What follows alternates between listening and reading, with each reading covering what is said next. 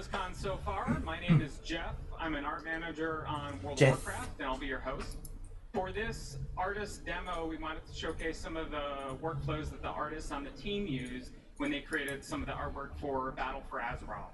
So with that said, let's introduce all the artists so they can go ahead and get started. Over here we have Kenny.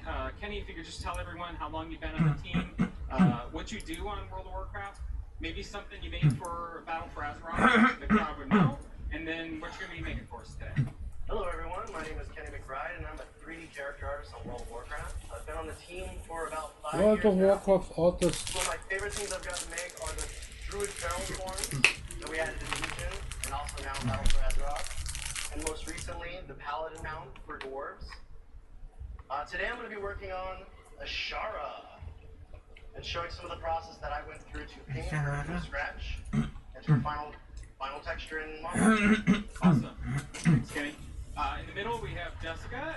Jessica, if you could do the same, just how long you've been on the team, what you do on World of Warcraft, something you made for BFA that maybe everyone would know, and then what you're going to be making for us today. Yeah, so I'm Jessica Clark. I am a dungeon artist. I've been on the World of Warcraft team for 5 years.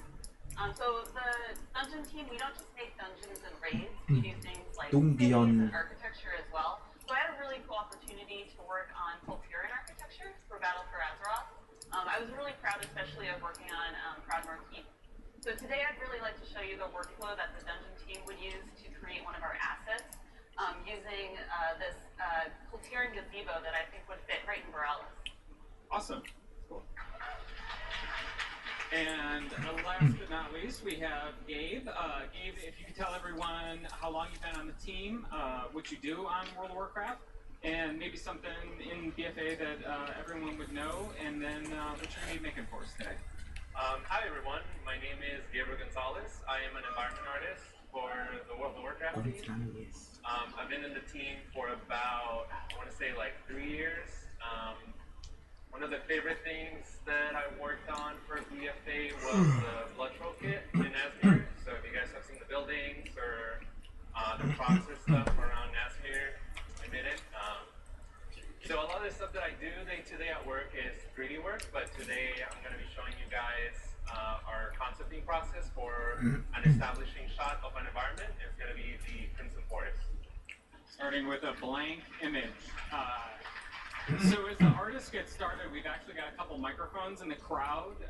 If you've got any questions, you can go ahead and line up behind either one of those, and we'll get to your questions. Encourage you to please line up.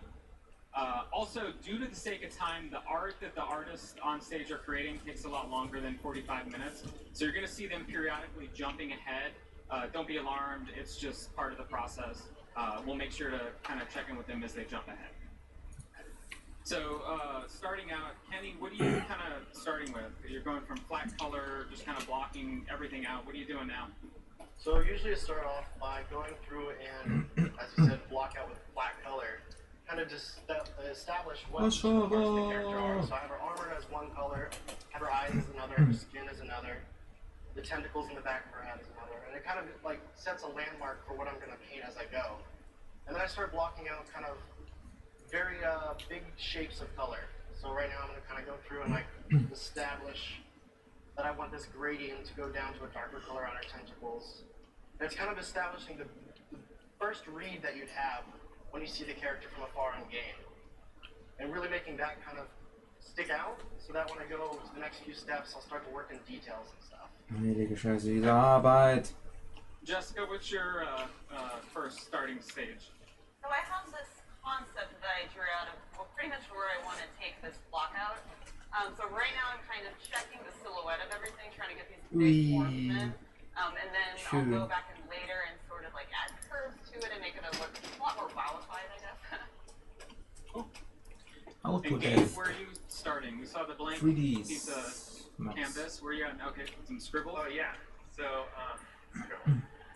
so I started basically with a blank piece of canvas, and initially it just kind of started coming up with some flows. So just to show you, if I lower this a little bit, I know that I want there to be a lot of rhythm in this image, so initially I just kind of started finding something that kind of looked cool. going into this image, there were several things that I knew. I know that I want there to be a big tree in this scene, so I'm leaving some space for that in this central area around here. But right now I'm just kind of like really loosely planning out what the entire composition is going to look like. Cool. Looks like we have a question over there. Hi, yeah. So my question's for all three artists. If you could pick one zone or city to be completely redone with Battle for Azeroth art and tech, which would that be? Ooh, what's your dream zone? Dave? I was going to say Darnassus, but I think that's out of the running now. So probably after Darnassus, maybe Stormwind, just because I spend a lot of time there. But yeah, probably would. Cool. How about you, Jessica? Is there an area? I think after working on Borealis for so long, I really want to like get Stormwind and just like go over everything there. That'd be really fun. Are we gonna make it 3 for 3 over here, Kenny? I would say Iron Forge because I'm a big dwarf fan. Cool. Yeah. Cool. Iron Forge. Great question. Looks like we have one over there. Hi, my question is for Jessica. When you're looking at the silhouette and you're just starting to choose a silhouette, do you prefer to kit bash and try and merge those different polygons or extrude? I think usually I extrude a lot actually. I think starting out really small, just like a very basic like sphere, or just anything really like a super basic form, extruding from that. I can usually start to get the bigger forms, and then from there I can refine down. Awesome, thank you. Question. So Kenny, you're kind of zoomed in pretty close. Do you work this close when you're starting out, or do you kind of pull back far? Kann ich mir sonst nie wirklich von davor stimmen. It's einfach characters that kind of like establish a lot of things in the eyes and mouth. But for sure, getting it too close to early when working art is very dangerous. But like getting the eyes and everything in there starts to see some personality because me like work on a character. So I haven't even like blocked out the armor and stuff yet, but I'm kind of moving around and kind of establishing all that stuff. So. Cool. And you're still working in 3D, Jessica? Are there any workflow tips, I guess, that you could give anyone to kind of like maybe speed up, or you know, is there any kind of tools that you use? You're in 3D Studio Max, so do you use kind of everything default, or there's some hotkeys or something set? Hotkeys? I don't know. I tend to use a lot of the default stuff, to be honest. Our tools team has made a lot of really good tools for us, but those have been mostly specifically for, I guess, like how we would interact with the engine as well. I really feel like you could make really good stylized art like this with the basic 3ds Max tools that are in there. Okay, cool. Looks like we have another one. My question's for Kenny. So when working on creating these textures, one thing I noticed in the Wrath of the Lich King epilogue with Arthas being defeated is that the textures in that cinematic were like of a lossless quality. You could even see the paintbrush strokes on the armors of shoulders, whereas in game it's a much lower quality. One thing I was wondering is, why have we not yet, with all the tech we have today, have a lossless quality so all of your artwork appears in game? And is there just a limitation to why that appears only in cinematics? Like it's pixelized. Yeah. You can tell. So in game, it's still a video game, so there's definitely technical limitations as far as like textures, resolutions, and the amount of textures that can be loaded in a game at a particular time. So whereas cinematics, they have a lot larger texture resolutions, they get closer shots, so they can have larger textures for those instances. Is it frustrating though to be like, oh man, the work I did looked better than this, trust me guys, kind of a thing? I think there's a kind of a beauty to like game art in the sense that like you look at retro games and stuff with pixelized art and stuff like that stuff is very popular. There is like as an artist you want to have all the fidelity and all that stuff kind of come through, and that's a very popular thing in World of Warcraft art is to have brush strokes. Yeah. And being able to see that like as I'm doing right now, I'm literally actually going through and doing brush strokes with my hand as if I'm a painter. So there's definitely that reads through. I still think get a lot of the textures in game. Even though there is that like game art pixelized aspect to it. Awesome, thanks. Looks like we had another question over there. It's me again. Kenny, just a clarifying question. Are you using Moto? I'm currently using 3D Code, which is a 3D software. 3D Code, yeah. Why are you software using that. 3D code? I'm sorry. Why are you using 3D? 3D Code is awesome because there was a time, especially on World of Warcraft, when all the textures were painted in Photoshop in a flat texture. So to kind of treat it more like an actual model, to paint like a tabletop game, like a little figurine, or even like some of the models you see that we have here. It treats it more like that, so you're actually painting something like physically 3D instead of painting on a flat texture and then seeing it appear on a 3D model. So 3D Code allows you to do that. It's very awesome. Thank you. So it's sort of like you're painting on a miniature or something. Exactly. Okay, cool. Very cool. Gabe, where are you at? What are you doing now? So I am just narrowing down on the composition that I wanted. So I'm starting to kind of place some other elements into the image. I roughed out this tree in here, and I'm kind of starting to place some things that are closer to the viewer in the plane. But at this point, I'm gonna try to start injecting some of those kind of creepy shapes, because I know that this Prince of Forest, I want it to feel very creepy, so that's something that I'm keeping in mind as they go. Yeah. So we kind of talked about tools with everyone else. You're using Photoshop. Are there any tools, plugins, extras in Photoshop that you can't live without?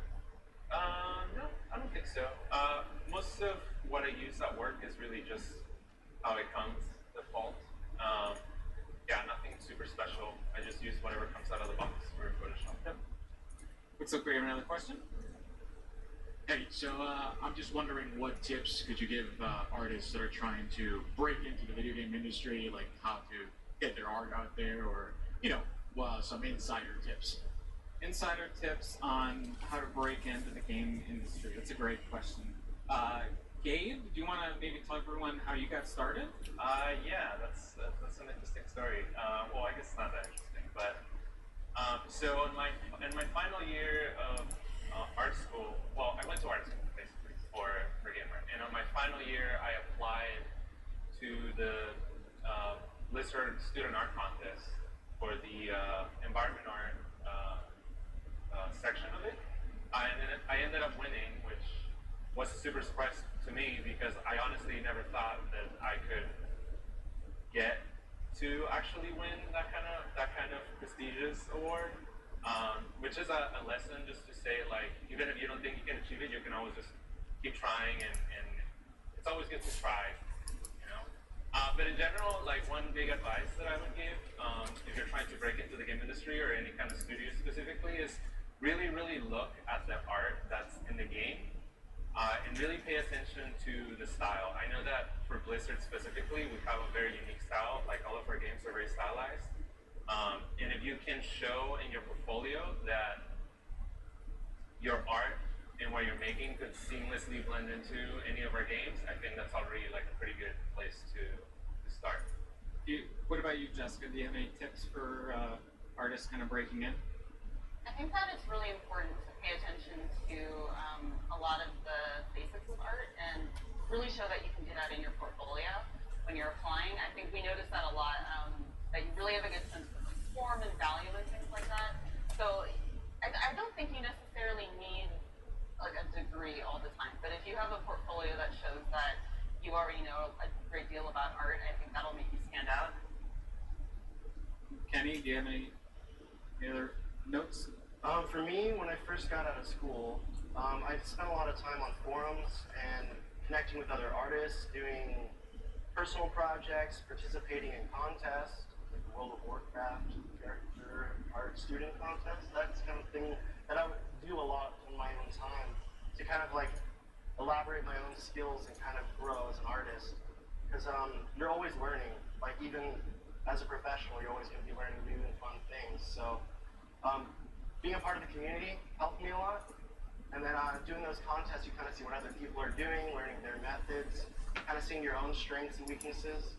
And that goes a long way. Eventually, some of those people you might work with in the industry later on. You're like, hey, I remember when you were on that forum, or I remember when you did that art contest on so-and-so forum. So for me, that's what helped me kind of grow and get a community and network with people so that I could eventually land my best job. Yeah, that's a really good note. I think the other thing too, I would just kind of echo what they're all saying. online, there's so many resources nowadays. I mean, you can find all three of the artists' work online, their portfolios. You know, it's sort of the art kind of central hubs online. I would look to those places and kind of match that style as much as possible. You know, put your art next to theirs, and which one kind of does this fit in or does this not fit in, and you kind of want to match that as much as possible. It's a really great question. Right. Thank you. Yeah. We have another one over there. Hi. I was just curious if you had to create the 3D model outside of 3D code and import it, or if it's an all-inclusive software, because I love the ability to paint in 3D like that. Yeah, 3D code is actually pretty robust as far as what it offers. If you can actually sculpt and stuff as well, if you look like up here, I have the sculpt option and all that. I use ZBrush for a lot of my 3D sculpting, and I did use that when working on this model. Today I'm just kind of showing off the 3D painting part of this character, but I actually worked in ZBrush to kind of sculpt out a base and then retopologize the character, which means to make the low-res mesh on top of a high-res mesh. I did that in 3D code, and then brought it in after UVing it, which allows you to paint on top of it, and did that in 3D code. So yeah, I spend a lot of time in 3D code, but it's not exclusively what I use. But if you wanted to learn different aspects of it, you probably could almost put in a lot of your workflow in 3D code. Thank you. So we're about a third of the way through. So if artists, if you want to jump to your next stage, and then we'll check in and just see what kind of changes you made. Jessica, do you want to kind of walk everyone through what you're going to be doing from your first stage to your second stage? Yeah, so right now I pretty much have like the silhouette in here. I'm starting to think about maybe how I want to texture this. I can see that I've got this great sort of floor circle here. I could put a really cool texture on here, but the question is like, how do I know what I'm going to paint on here? How do I get it into Photoshop and know how it's going to lay on the model? So what we do is, this is actually just a quarter of a circle. I feel like when I'm able to symmetry it over, it's a lot easier to work with and model cleanly. But basically, when we want to start thinking about how we're going to texture stuff, I'm going to grab all these spaces right here that I want to texture. I'm going to throw a modifier on it called UV WUnwrap. Oh, very low. Hold on. Dun, dun, dun. Alright, give me 1 second here. The real-life development experience. So let me throw on unwrap UVW. Okay. So then, when we get the editor open over here, it kind of just looks like nonsense. But if I am able to... Basically, I have done a planar map on that. Just makes the lines very flat. You can already see how this is starting to look like the shape that I had made before. What I can actually do is save out the shape as an image and bring it into Photoshop. And then if I paint on top of that, then I'll know that that's going to match the geo that's on there. So as an example, if I bring this into Photoshop like this, basically, I've already started to lay out my colors, like how the design that I want. And you can see that I have the basic shape of the, I guess the UVs, as we would call it, for the model. So I just have to stay in the lines here, basically, when I'm painting. So you're sort of taking like a top-down picture of the 3D asset, and flattening it out, and then painting that, and then are you gonna reapply that then? Yeah, we'll reapply it later on there. Okay, cool. So you're gonna be moving to Photoshop then? Yeah. Okay. Kenny, looks like you've made a decent amount of progress. Do you want to kind of walk everyone through what your next steps were? Yeah, so after I had blocked out a lot of those big shapes of color, I went through and kind of isolated a lot of the materials at this point. So our armor has kind of this reddish feathery leather now. There's the golden metal trimming. And I started to block out some of the patterning and shaping all over her body. Yeah. Definitely got a lot more of the character in the face at this point. But I'm still kind of staying pretty loose. It's a very just kind of sketchy kind of vibe right now. And I'm working my way around the entire model. Putting a lot of focus on the chest and the face, because that's where you're gonna look. You're gonna see like, you're gonna look at this part of the character a lot when she's like emoting and talking and interacting in like cutscenes and stuff. So you want a lot of the attention to go towards her as a character, whereas a lot of this stuff down towards the end, I'll eventually work in like micro details in here, but it's not as important as the character talking. So is that why her face and kind of head area is the brightest? yeah, I will slowly like value, which is like the brightness or darkness of a character, kind of like send Ist dir the vielleicht eye zu up schwer? the character so that it's like, oh, where do I look? Oh, the brightest part is usually where your eye wants to go. And then also once they pose out all these different tentacles and stuff, they can frame her head. Guck doch mal auf dein They Gewicht. also have these webbings kind of bright to kind of frame her head almost like halo-like. So that a lot of your attention goes to the face of the character. Okay, cool. Gabe, looks like you're working in color now. Yes. Do you want to walk everyone through like why those color choices? Sure. So initially, when I got the assignment to start designing the Crimson Forest, I knew that we wanted to do something creepy. Right now, these colors don't look particularly creepy. It's like a baby blue and like a peach. You don't necessarily think of them as being creepy or foreboding. But right now, initially, I want to keep all my values very light. I want everything to become basically a canvas where I can Du sollst das start building Gewicht a lot more leveln. value into and a lot more color as I go. So I'm just keeping those values fairly light. Das So right now it feels a little Ja, heavier, Gewicht. but Er will das doch I'm mal. choosing colors that are opposite to one another in the color wheel. That way you get like a sense of eeriness, but still keeping them fairly natural. Okay. Looks like we have a question over there. Yes, hi. This one goes for any of the three artists right now. Right now, I see you working with different tools, and my question is that how the creative team find out which color scheme need to be on a given song or a given character, and if that work is done together or is explained by a lead team or something. Okay. So how are color schemes figured out, like on a zone or maybe a race or something? Gabe, do you want to start with that? Yeah. So in the World of Warcraft team in general, it's like a highly collaborative place to work at. So obviously, there's going to be a lot of artists that kind of from different disciplines that come into different projects. For example, what I do is environment art. So within our team, we kind of start having those discussions.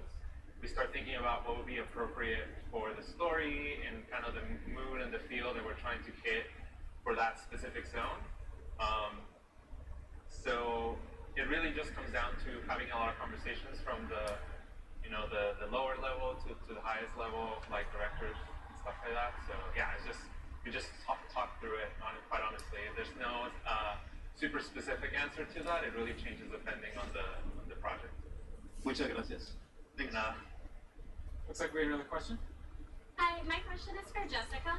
I was curious if most of the 3D environment and prop artists on the WoW team typically have a 2D background, Wer hat denn da or if den the neuen concept Merch art an? and texture maps are generally handled by other teams. Was war? That's actually interesting because the dungeon Die team Ene hier hat hier einfach mal so ein Kleidungsmerch einfach mal an der. a lot of the 3D artists do a lot of textures as well. I think that's definitely a plus if you're applying on this team, especially if you can do 3D and 2D. I know that the prop team, they do a lot of their own concepts and their own textures and everything. So yeah, I think there's a lot of places on World of Warcraft that you can do the whole pipeline of like 2D and 3D. That's great. Thank you. Good question. Looks like we have another one over there. Hi. When you're working on personal projects at home, Bush! what kind of art do you usually work on? Like, how do you practice? Kenny, do you want to take this one? Yeah. So for me, I work on a lot of projects that are kind of personal to my interests at the time. I like to work on drawing my own RP characters that I might have in a tabletop game, drawing my friends' characters, working on paintings of people I know, drawing my friends as fantasy characters. That's my own personal thing, and I just kind of find that's fun. But it can change. One day I could be working on a design for a band logo, or working on something for whatever's the flavor of the month that interests me. So for me, it evolves, I would say. Cool. Thank you. Question. Looks like we have one over there. Hi guys. Morsi oder Ja, immer noch. Wiederholung? My question for you guys Immer noch. is, I know that all of us here love your Aber art, schließen love wir the nicht alles concept art. durch. And this year, since we didn't get an art book, I know a lot of us would hopefully see an art book that might have all of the art from the ending. Hint, hint. But my question for you guys was, for each of you, which was your favorite piece of concept art that you worked on that you can tell us about? Oh, that's a great question. Favorite piece of art? Kann ihn jetzt auch nicht mehr hören. Concept art specifically? Irgendwelche Sätze oder Wörter sind immer kaputt getreten. Immer. Exclusive. It's like a very small thing, but I got to design the prop kit for the Volterra. Their carts and like all the like their little their doodads, like their chairs and flutes and stuff like that. It's a really small kit, but for some reason it was just a lot of fun to make. So, yeah. What about you, Jessica? Favorite thing maybe from Battle for Azeroth that you get to work on? So I asked, I was like, give me something cute to work on, and the producers gave me the windmill, the Kulturen windmill, and I was so excited to get to work on that and get to make something cute for the Kulturen kids. How about you, Kenny? One of my favorite things I've got to work on are the barrel cat forms. So I got to design the new forms for the Kulturen and the Zandalari. On top of that, I got to make a dwarf mount for the paladins and the Dark Iron Dwarves. That was pretty awesome for me because I'm really passionate about playing those characters, so it was fun to make. Oh, great question. Thank you guys. Looks like we have another one. Hi, my question's for Kenny. I was curious, between this phase and the last one, you seem to add more stuff to the character. Could you typically do that in 3D code or take it back to ZBrush? So it kind of depends. This particular character, I did a lot of just raw painting. Sometimes, like, you've worked in ZBrush or worked in, like, next-gen pipelines, you can bake a lot of your high-res sculpt down to a lower-res mesh and start from there. And I've done that in some cases, but for her, I kind of just, like, got down with, you know, just painting raw painting. And so I didn't actually bake anything to my high-res, and just kind of, like, slowly manipulated and worked from one step to the next. So I did start off extremely kind of basic in the previous one, and I kind of worked in more details. And as I go from this point on, I'm going to do a lot of like color correcting, sampling, adjusting colors, and working the piece as a whole over time to the final product. Great, thank you. Looks like we have one more over there. Yes, what's the peer review process like for your artwork to get submitted by the art director? And kind of to add into that, do you get a rig model to test out texture scenes for UV stretching? Thank you. Are you specifically asking about characters or just? Yes, characters. Okay. So we would definitely rig a lot of our stuff as we paint it. So you'll see a lot of errors before you kind of get through the full painting process. With the case of Ashara, I put a lot of her model together and then kind of tested things as she was getting rigged. But there's definitely been cases where like, oh, we saw a scene or this or that later, and we kind of adjust for that. So it definitely happens. Cool. Thanks. Hello. Hello. Awesome. I just wanted to say thank you for making Zoldazar so beautiful. Rollenspieler. And I know that a lot of Man sollte aber auch irgendwie nicht übertreiben. to it, but what other inspirations did you put together to make Zoldazar so amazingly beautiful? Gabe, you want to tackle this one? Oder wenn du da stehen wirst als Song, machst du dann auch Stampf? I worked a little bit on the Ja, auf den Köpfen von den allen. We were looking at Aztec things, we were looking at Mayan things. Stampf. Obviously there's like a lot, there's some like African influences in there with the cultures, stuff like that, but I think it was mostly really Aztec and Mayan inspiration.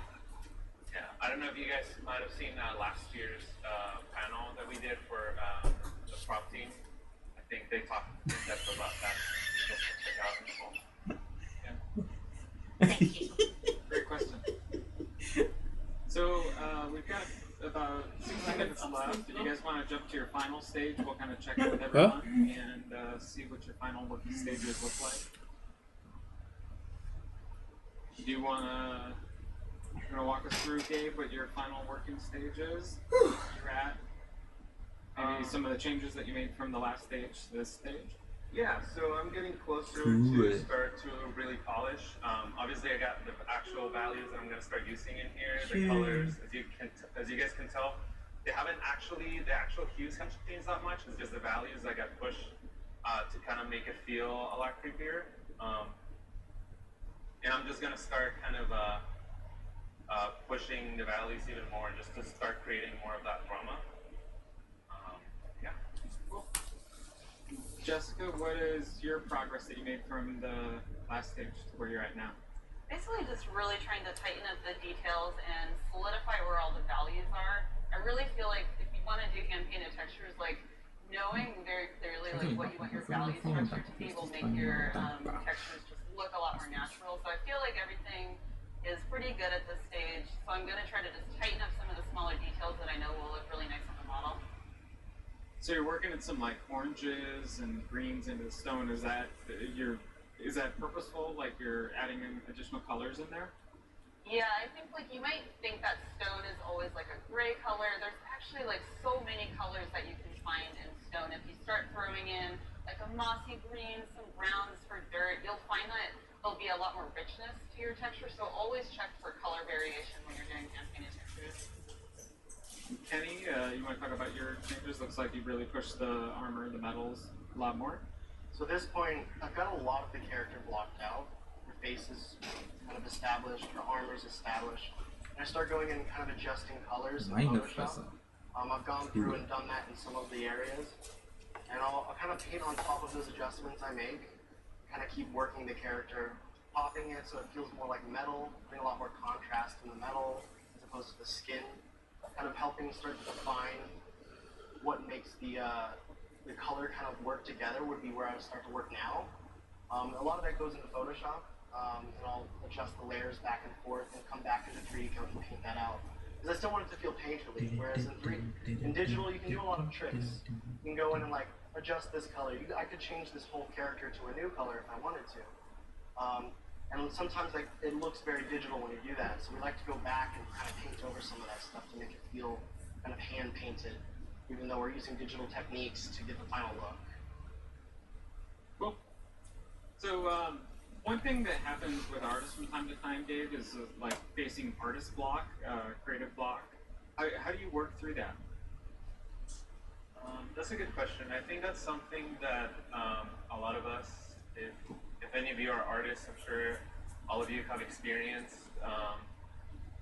Depending on what it is you're working on, obviously taking a break from it sometimes really helps. But one thing that I really like to do to find inspiration, if I feel stuck, is I just watch a lot of media.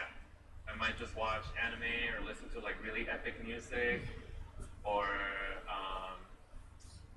watch my favorite action movie. Things like that always get me really excited to start drawing again. Cool.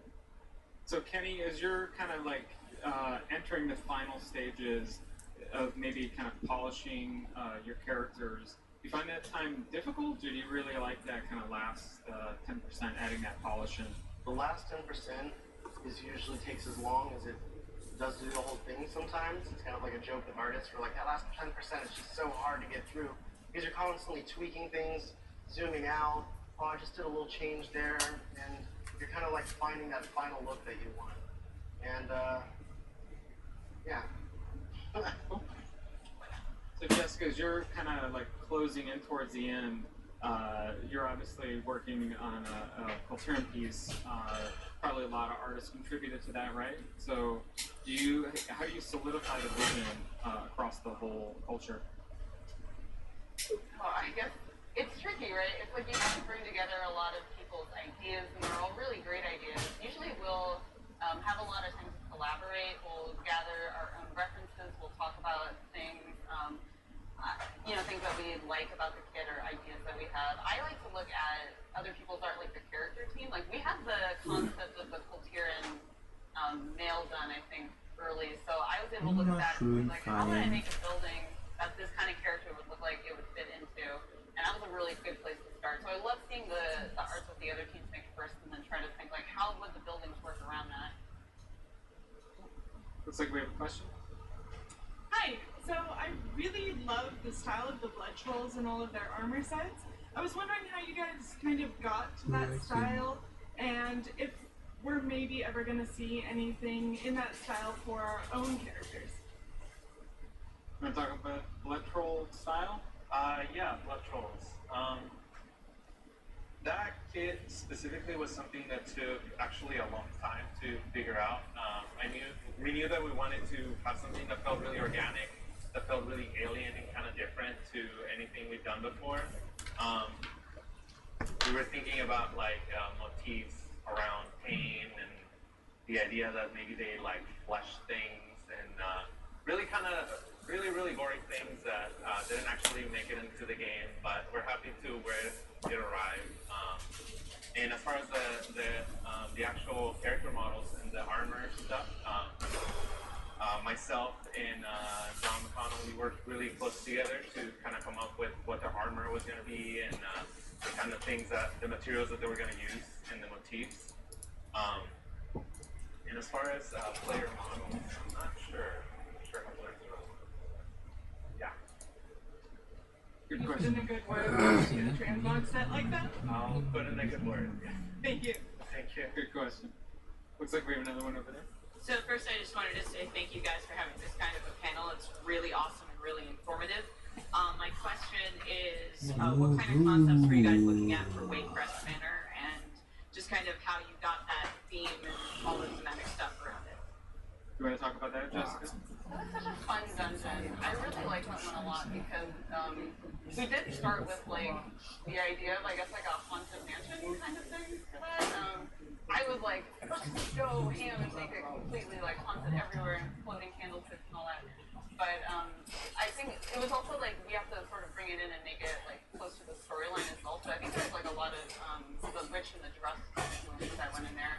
I didn't actually work on that one, so I don't know specifically like what kind of reference they were looking at, but for everything that we did for the Culturian kit, we had so much like nautical reference and lots of like images of ships and like old wood and stuff like that. So that's, I think that's pretty much what they would have done for that too.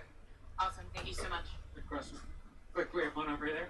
Yeah, so I'm curious about how much time as an environment artist you have to like build an entire kit and how you make sure it all looks good. So working in time budgets, how's that work, Gabe? So that's another very challenging aspect of working in World of Warcraft because there's tight deadlines that we have to meet, and at the end of the day, everything has to look cohesive.